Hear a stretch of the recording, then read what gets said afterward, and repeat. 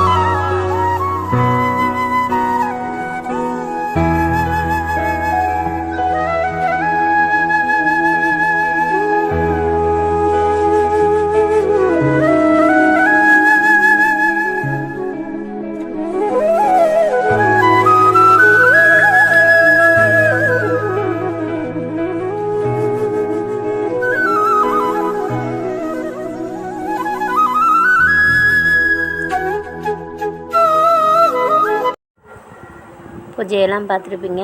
இந்த அலங்காரம்லாம் எப்படி இருக்குதுன்னு எனக்கு கமெண்ட்ஸில் சொல்லுங்கள். அடுத்தடுத்து இனிமேல் ஆடி மாத பூஜையெல்லாம் வரும். அந்த பூஜையெல்லாம் மிஸ் பண்ணாமல் பாருங்கள்.